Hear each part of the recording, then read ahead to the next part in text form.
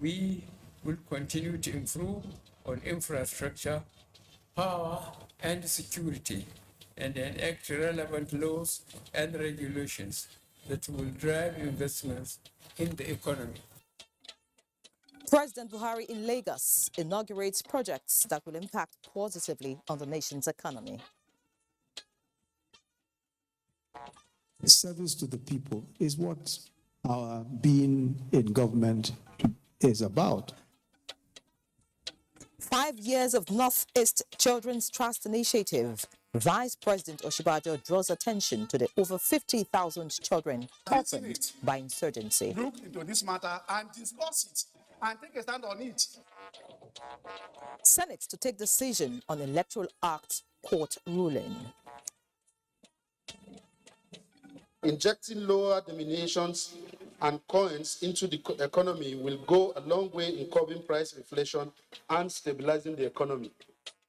Plus, return of the coins. House of Representatives seeks for the reinforcement of the abandoned legal tender. This is NTA Network News. We're reaching you live from Abuja. I'm Yenri John. Hingino John Adams is in Lagos and Dibabari Siedoma Nweke is in Port Harcourt. Many thanks for joining us. Tonight, we'll begin from Lagos, where Hingino will lead the bulletin. Hingino, it's over to you. Thank you, Iyanri. Lagos was a beehive today, and I begin by telling you that President Muhammadu Buhari has expressed satisfaction with the efforts of the Minister of Transportation, Rotimi Amechi, towards making the Lekki Deep Sea Port a reality, and directed him to consult and bring up a memorandum to the Federal Executive Council, FEC, to link the facility with the rail network. The President, while inspecting work done at the first deep sea port in Lagos, received assurances that the port, which has a concession period of 45 years and sits in a land area of 90 hectares, will be completed on schedule by September. The emerging new Lagos Free Trade Zone is set to revolutionize the economic landscape of Nigeria with the completion of the Lekki Deep Sea Port in September this year. Oyinaya Kaluoka tells us more. The Lekki Deep Sea Port is projected to be one of the most modern ports in West Africa and the largest in Nigeria. Built on a more than 90 hectares of land at the center of the Lagos Free Trade Zone, it is being developed in phases. We have the phase 1 and the phase 2. Right now we are in the phase 1, which is almost completed, about 90%. This is the first automated port in Nigeria. It means there will be speedy delivery, clearing of goods and cargo here also. There will be minimal human interference. The project is estimated to create more than 200,000 jobs and generate about $350 billion in revenue annually. It is strategic for economic growth of the Lekki Free Zone. The projections is that in 45 years we'll be doing $461 billion. The multiplier effect is phenomenal. Presently, Nigerian ports are said to be the shallowest in the West African sub-region, a situation that has made many shipping firms to move to other neighboring ports.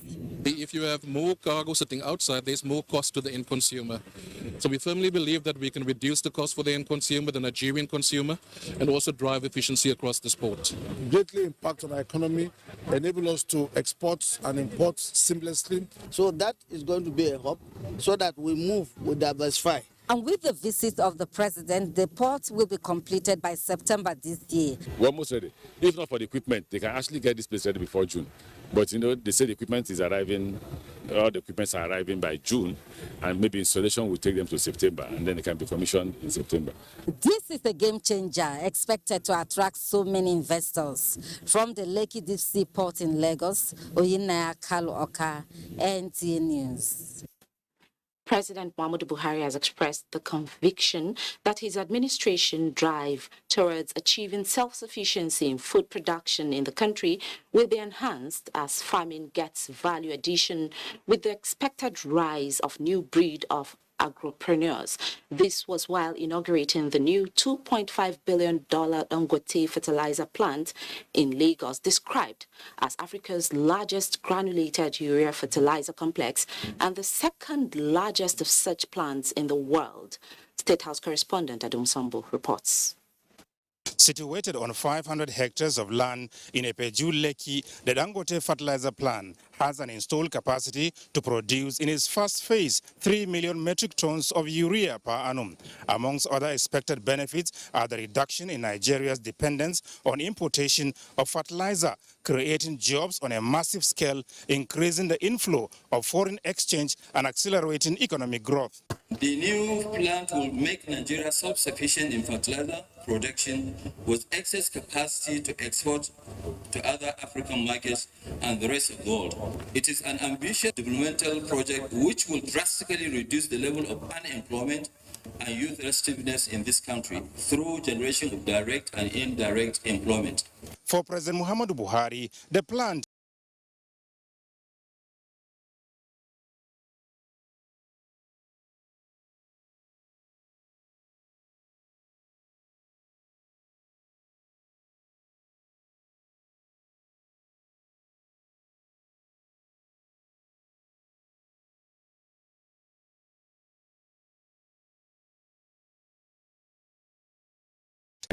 will help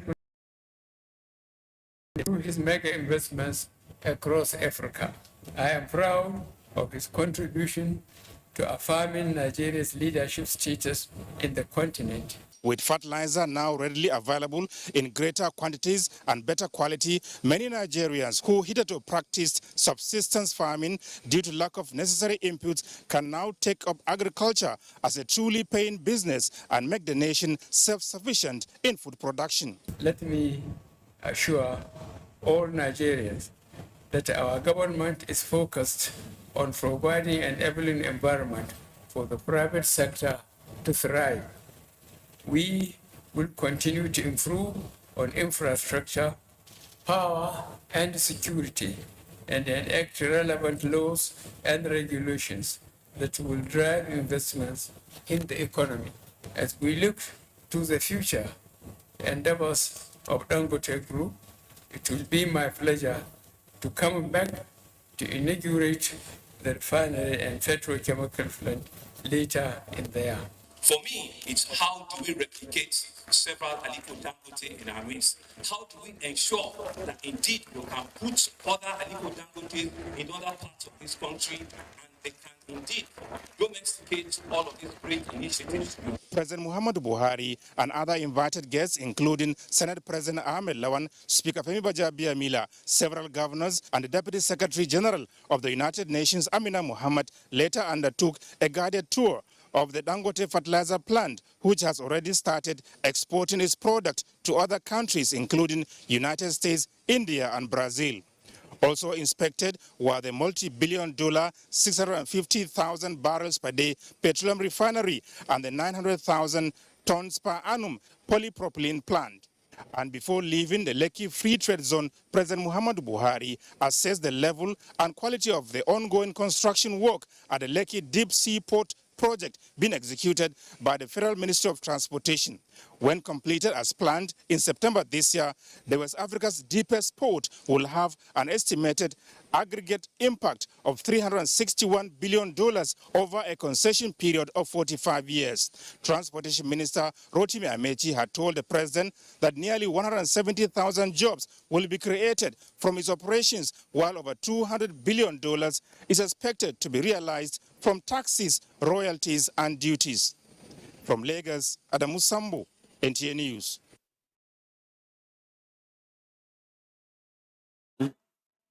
The Minister of Finance, Budget and National Planning, as well as that of the FCT, have been directed to do whatever it takes lawfully towards fast-tracking the execution of the second runway project for the Nnamdi Azikiwe International Airport, Abuja. President Muhammadu Buhari, who gave the directive while inaugurating the new international terminal building for the Lagos airport, said the airport concession program must also be carried out expeditiously. Adamu Sambo has the details. Inherited at 11% level of completion, the new terminal building for the Lagos International Airport is one of the 5 similar projects vigorously pursued by the Buhari presidency as part of its new aviation roadmap. 2 of them for Abuja and Port Harcourt international airports have already been completed and put to use. The one in Kano has also been completed, while that of Enugu will soon be finalized. The new Lagos International Airport terminal building has, amongst others, 66 check-in counters, 44 immigration decks, and 8 security screening points for enhanced operations and management services to 14 million passengers per annum. Mr. President, I would like to respectfully assure you and the general public that the ministry is committed to proper maintenance of all terminal buildings and will integrate them with the infrastructure to ensure that passengers and other users have pleasant experiences each time they make use of these edifices. Mr. President is aware of the recent chaos in the sector caused by lack of Jet A1. Flights were unduly delayed and all cancelled unpleasantly. I wish to use this medium to humbly request Mr. President to direct the NNPC to import Jet A1 in good quantities, as well as directing the central bank to allocate foreign exchange for the major marketers to sustain the supply. This aviation terminal will elevate the international image of Nigeria. More profit to the business and more benefit to the people. President Muhammadu Buhari takes pride in the fact that the continuous investment in the building of long-lasting infrastructure by his administration in the aviation and other critical sectors of the economy is yielding massive results, and Nigerians tremendously benefiting from the associated dividends. With the delivery of this project, a new era of safety, security, and comfort has been ushered into the Nigerian aviation industry, and I am persuaded that it will get better with the passage of time. And determined to ensure that the unprecedented growth in the aviation sector is not stunted, the President insists that the airport concession program be speedily executed. So also the second runway project for the Nnamdi Azikiwe International Airport, Abuja. The Minister of Finance, Budget and National Planning has been directed to source sufficient funding for the project, while the Minister of FCT is directed to conclude the tying of the approved 12,000 hectares of land to accommodate the runway and other development projects. During the ceremony, a memorandum of understanding was signed between the federal and Lagos state governments on what they described as perimeter expressway, aimed at providing lasting solution to the traffic gridlock along the Lagos-Abeokuta expressway. What we're about to do is about opening up, other alternative routes that will bring people onto this airport, that will make communication and that will make journey time into this airport, an experience that will be delightful and to be enjoyable to each and every one of us. President Muhammadu Buhari has since returned to Abuja. Adamu Sambo, NTA News. In the last few years, the present administration has prioritized the provision of aviation infrastructure with the sole aim of stimulating foreign direct investment. The construction and inauguration of a new terminal at the international wing of the Murtala Mohammed Airport is one of such initiatives, and built in Lagos, the commercial nerve center of the country, stakeholders say is a statement of intent to drive socio-economic growth. Michael Olale reports. 1978 is a long time for this old terminal to continue serving the purpose of fast-tracking seamless movement of passengers and as a way of realigning the aviation industry in Nigeria to fit into modern trend. This new one was conceptualized in 2013. Remodeling of airports is one of the core mandates of this present administration, and the structure will not only set a benchmark, but change the overall traveling experience of passengers. We're going to be able to have feeder networks and base traffic. And as we'll expand Murtala Mohammed International Terminals, you are expanding ultimately the feeder network. And of course, when you expand the feeder network, the base traffic, which are the domestic carriers from Nigeria to the rest of the region, will definitely increase in numbers. And for us in the air traffic management aspect, having more capacity to be able to park aircraft and process them more rapidly, it reduces terminal delays of flights. One fact that stands out here is that the Lagos airport, having handled about 7.5 million passengers in 2019, is projected to be a major aviation hub in the sub-region. And this particular terminal is key in achieving this mandate, leveraging on its capacity to process 40 million passengers per annum. It means expansion and also improvement in efficiency and safety in running the industry. And this will bring more passenger satisfaction and of course more revenue into the aviation industry. The gains are endless. In fact, the terminal is already contributing to the socio-economic development of the country, as more than 3,000 direct and indirect jobs are on the offer as a result of the inauguration.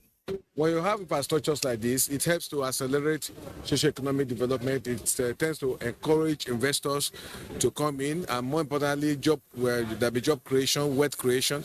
So I think all of us should be happy as Nigerians that this is a good step. Part of the causes for all these delays and cancellations because of poor airport infrastructure, but with the commissioning of this airport, it will free the other old airport with more spaces. With 66 check-in counters, including 5 baggage collection carousels, 16 immigration desks at arrival, 28 immigration desks at departure, 8 security screening points, and 6 passenger boarding bridges, air passengers, no doubt, are in for a real deal.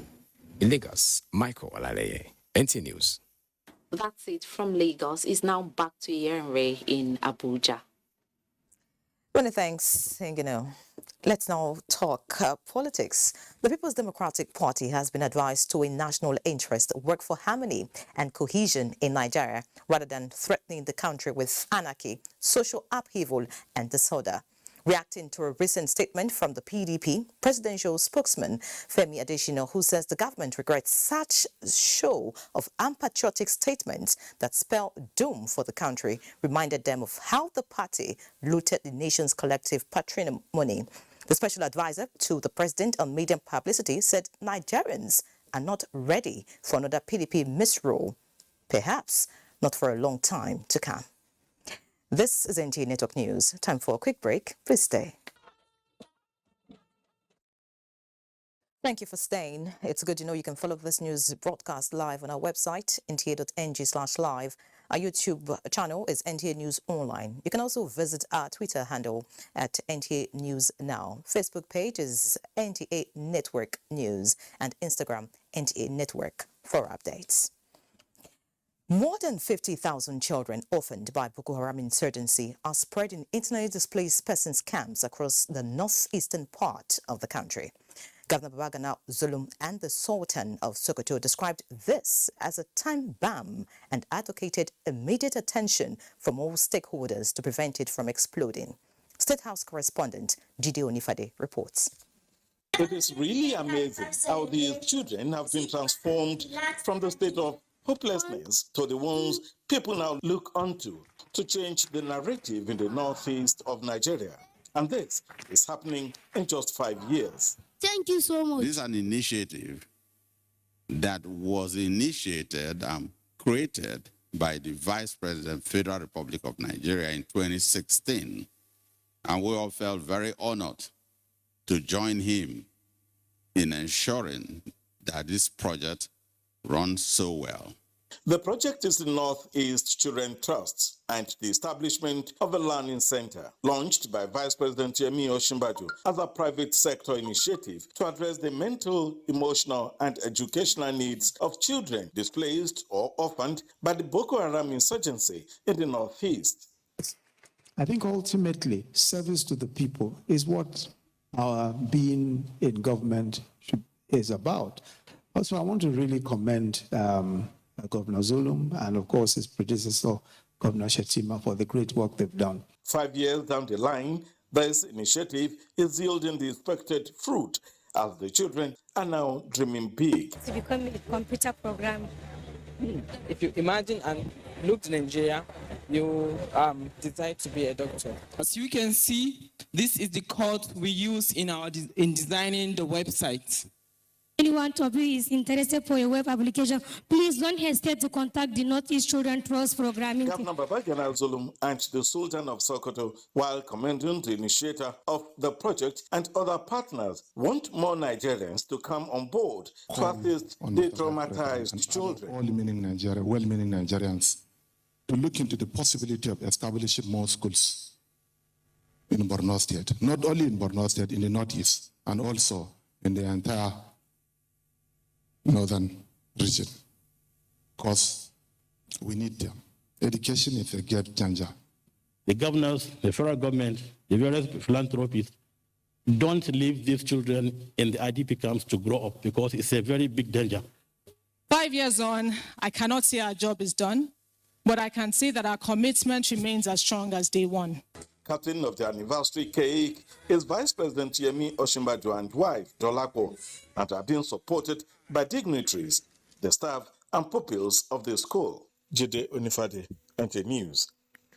In other news, the non-domestication of the ECOWAS revised treaty and protocols on the establishment of ECOWAS Community Court has been identified as one of the challenges of the court.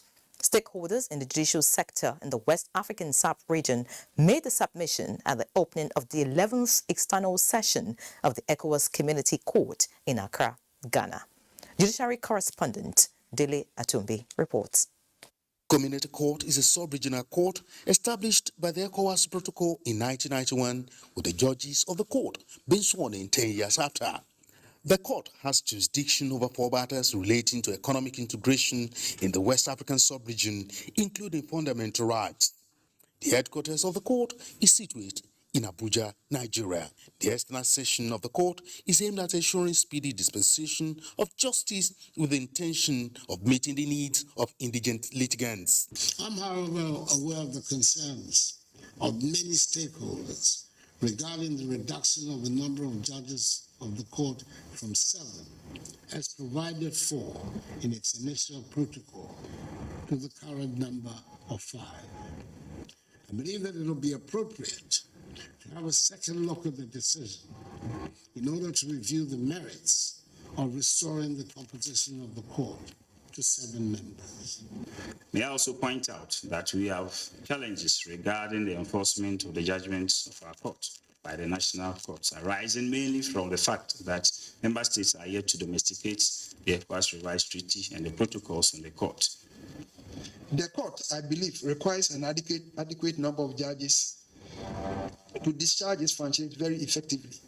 Again, it would be necessary to review the 4 years non-renewable tenure of the members of the court to enable the community to derive maximum benefits from their wealth of experience.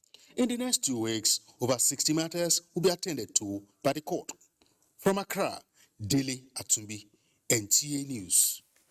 Back home on Wednesday, Senate will take a decision on the nullification of Section 84, subsection 12 of the amended Electoral Act 2022 by the Federal High Court, Umuahia. National Assembly correspondent Ignatius Nkwo has more on this. Tuesday's plenary, Senator George Thompson Sekibo, through a motion of privilege, observed that the ruling of the Federal High Court, Umuahia, nullifying Section 84, subsection 12 of the Electoral Act, infringes on the constitutional functions of the Senate. He moved that the matter be discussed and for the legislators to decide whether to appeal the judgment. That this Senate looked into this matter and discussed it and take a stand on it. So whether we have to appeal on the matter, so first we'll have executive session, then we'll come back to make decision. We'll be willing to deal with this issue tomorrow. Those in favor that we take this motion tomorrow say aye. Those against say nay. The ayes have it. The bill that seeks to establish the National Integrated Infrastructure Coordinating Commission for the facilitation of public infrastructure development in Nigeria, sponsored by Senator Sadiq Umar. The Nigerian Investment Promotion Commission Act Amendment Bill by Senator Uche Ekwunife, and the Quarantine Act repeal and the reenactment of the Port Health Emergency Act sponsored by Senator Chukwuka Otazi passed second reading. Also provides for the identification and implementation of strategic integrated projects.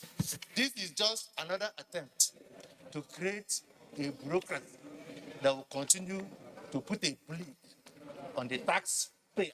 To protect that very critical sector of our nation's economy from unfair competition. And efficient management, administration and operation of Port Health Authority and disease surveillance at all points of entry in Nigeria.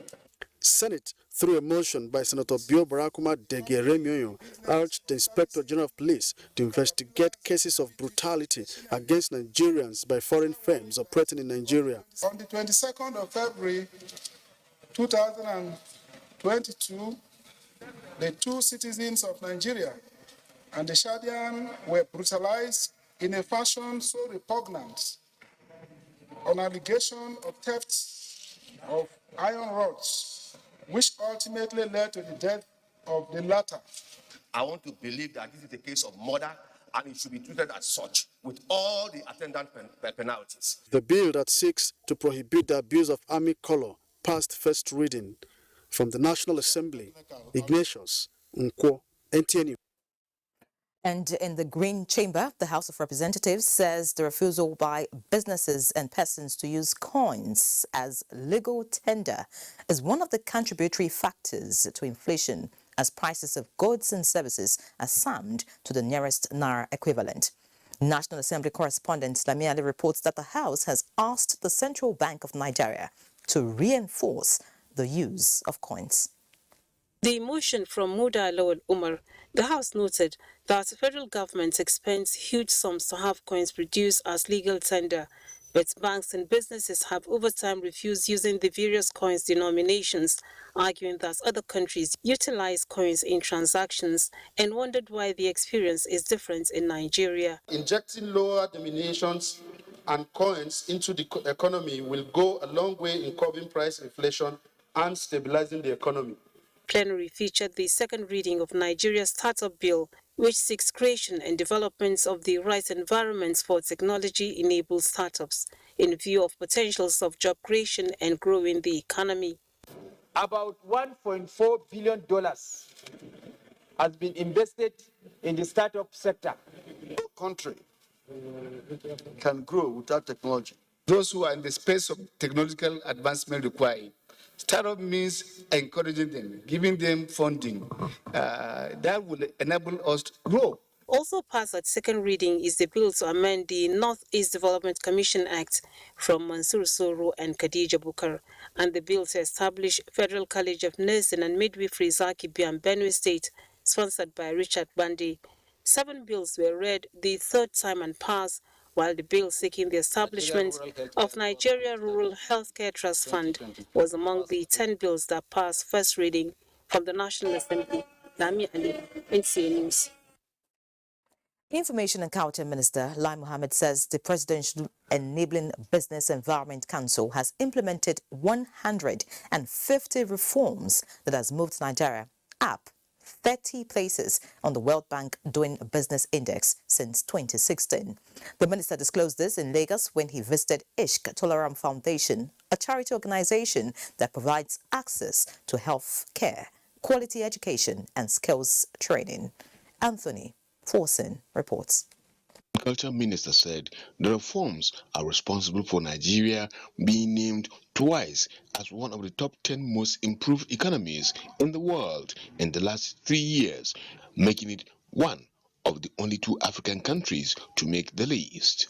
A long time ago, in order to register a company, you have to travel from Lagos, from Aba, from Port Harcourt to Abuja. Today, you can stay in your office, register a company just online. This was some of the remarkable improvements that has been made by this administration, all in an attempt to improve the business environment. To this end, the 2018 Subnational Doing Business Report on Nigeria recorded an unprecedented improvement, and the World Economic Forum in 2018 Global Competitive Report recognized Nigeria's business environment as one of the most entrepreneurial in the world. I have no doubt that PEBEC will continue to work hard to dismantle the obstacles to easing the business environment in Nigeria. As more businesses spring up, more Nigerians will be employed and their quality of life will improve. On the Companies and Allied Matters Act of 2020, signed into law by President Muhammadu Buhari, Lai Mohammed said it stands as Nigeria's most significant business legislation in 30 years. The collaboration between PEBEC and the National Assembly on Secured Transaction in Movable Assets Act of 2017 and the Credit Reporting Act also of 2017 provides a collaboration of movement of assets through the National Collateral Registry. The minister commended Ishq Touram Foundation for its programs in Nigeria. The director of Ishq Foundation, Neha Mehra, said the foundation collaborates with churches, mosques, hospitals, and NGOs to reach out to beneficiaries. In Lagos, Anthony Forson, NTA News. Elsewhere, foreign ministers of the Organization of Islamic Cooperation have brought to the fore the most sweeping agenda of combating crisis, poverty, inequality and climate change amongst member nations. Mahmood Mohammed from Islamabad, Pakistan, reports that this agenda is considered on the most to-do list of the Organization of Islamic Cooperation. This is the 48th session of OIC's Conference of Foreign Ministers. This time, the event is taking place in Islamabad, Pakistan. 57 foreign ministers of member nations are in attendance.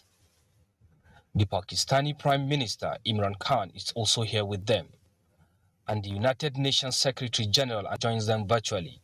Should stay as a bloc and show our power in bringing about peace, rather than becoming part of some conflict.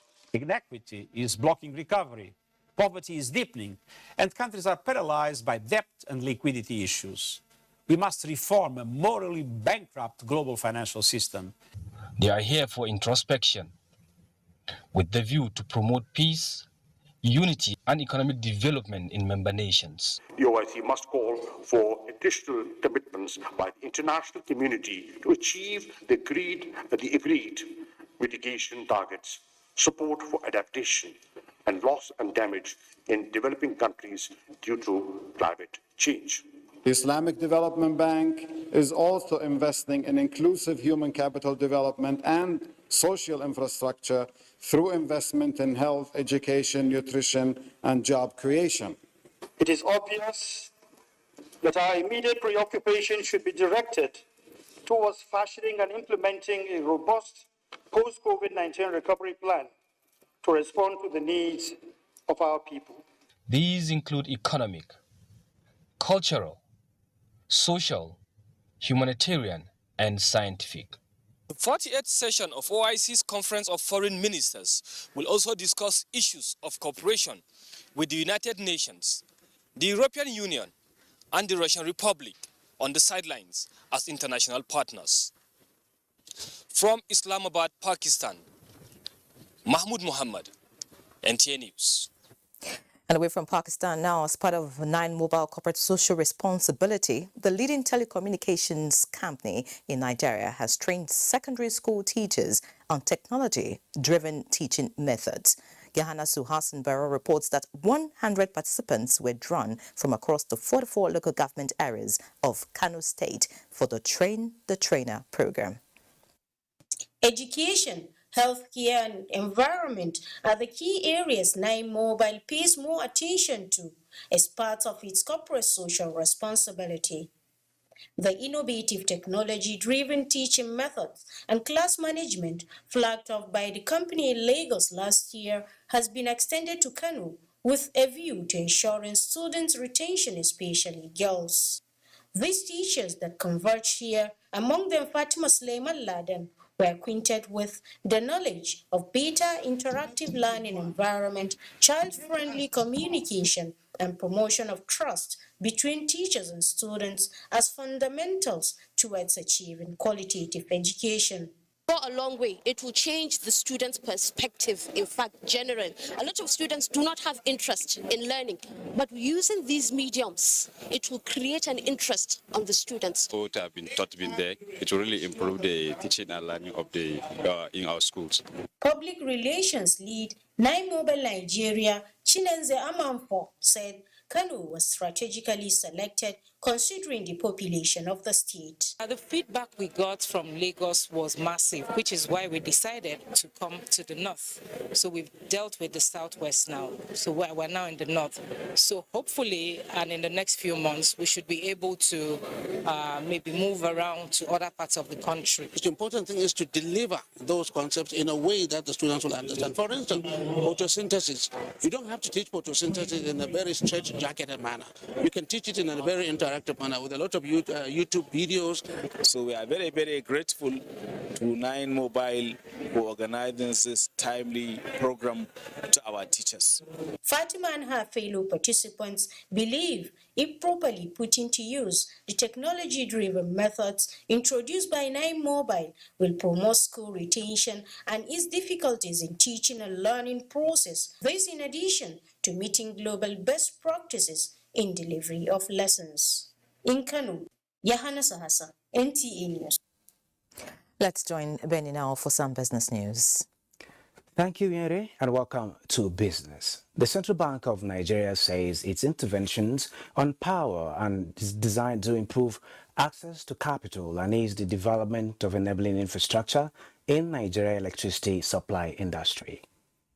Over 1.3 trillion naira in the last 5 years to support both generators or discos, or to acquire equipment, or to buy meters, or to even improve what is being paid to electricity generating companies so that they can continue to pay for their gas, and then the system can continue to operate.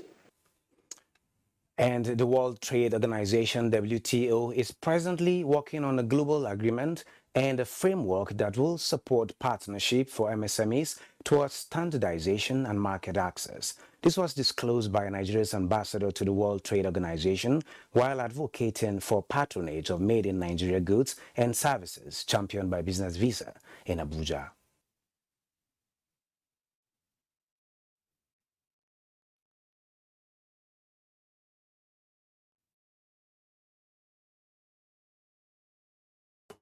That is one aspect. So therefore, we must move away from relying on imported product. Nigeria has a lot of potentials. If you pick only one item, I believe is enough to generate revenue in excess of 10 billion annually. When I say 10 billion, not naira, I'm talking about dollars. And on the capital markets, investors lost 51.40 billion naira as all share index dipped by 0.20% to close at 47,156.56 basis points. Market capitalization stood at 25.4 trillion naira. 303.4 million shares valued at 3.9 billion naira exchanged hands in 4,616 deals. The financial services sector led the activity chart with Access, UBA and Fidelity Banks coming tops in value and volume. That is business news. Network news continues with Dibabari in Port Harcourt. It's over to you.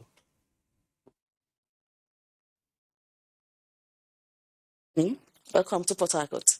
Well, the energy sector representing a predominantly male-dominated industry, it has become clear that women have an increasingly important role to play in Africa's energy future. In the light of this, women in energy, oil and gas sector hosted a Made in South-South summit in Port Harcourt, Rivers State to address the challenges faced by women while offering critical solutions to enhancing inclusiveness. Joy Uzo reports. Key participants comprising women in governance, energy, oil and gas, as well as other strata of human endeavors, lashed on the hashtag for the International Women's Day celebration, breaking the bias to press home their message. We are probably not sitting on the table yet. We probably have a stool. Maximize that stool and get to the table with wisdom, with knowledge, and with a lot of strategy. For women to become politically relevant and efficient in various fields of human endeavors, these submissions were made. I want all our women to get involved in the forthcoming general elections in 2023. Women must get our candidacies ready for the elections because every vote must count. There's no better time than this. Opportunities may not necessarily be 100% within your hands, but at the same time, I would encourage them to seek opportunities. We have done spectacular programs in the area of capacity building for women. We find them in the area of share. We also find them in promoting a lot of food exports. In Port Harcourt, Joy Uzo, NTA News. The construction of the Bakassi Deep Sea Port is gradually becoming a reality with the signing of contract between the Cross River State government and a Chinese company. Paul Abel reports that Governor Ben Ayade witnessed the contract signing in Calabar. The Bakassi Deep Sea Port project is one of the two major signature projects of the Governor Ben Ayade administration when he came into power in 2015. But the project suffered setback due to non-approval of the environmental impact assessment for 3 years by the federal government. But with that episode over, the state government has made several efforts to ensure the project is realized, and with the signing of this contract today for the engineering, construction and procurement as well as finance, the journey for the realization of the Bakassi Deep Sea Port project is now birthed. With this agreement, it gives China Harbour a full commitment to source fund because it's EPC plus F, engineering, procurement, construction, and financing. That's what we have signed. Based on preliminary investigations and feasibility studies, the contractor affirms that the Bakassi Deep Sea Port project is realizable. We believe the port will be the new engine of the growth of economy and create thousands of job opportunities to benefit the people. The firm is expected to move to site as soon as it completes sourcing of finance. In Calabar, Paul Abel, NTA News. We are done here. Network News will continue in Abuja right after the break. Now a bit of sports, as Super Eagles have commenced training ahead of their two-legged fixtures with the Black Stars of Ghana. Cynthia Ogun has details.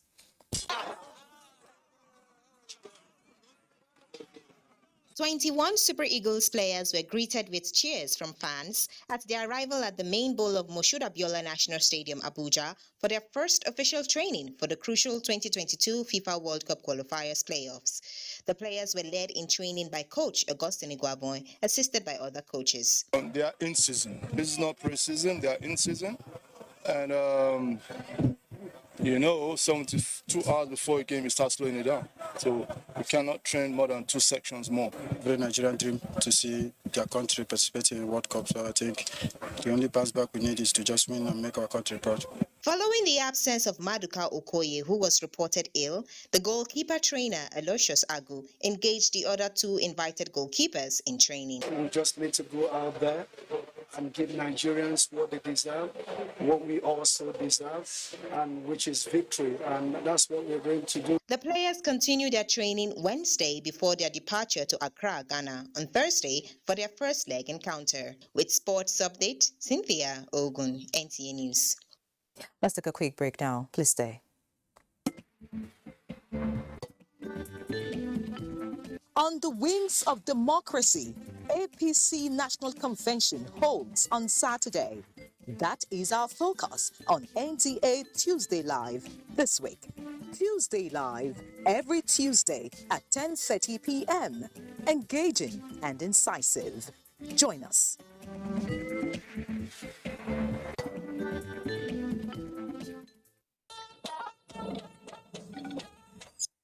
And that's it on NTA Network News tonight. Many thanks for watching, and please remember that rape is a crime. Do the needful. I'm Yen John. Have a good night.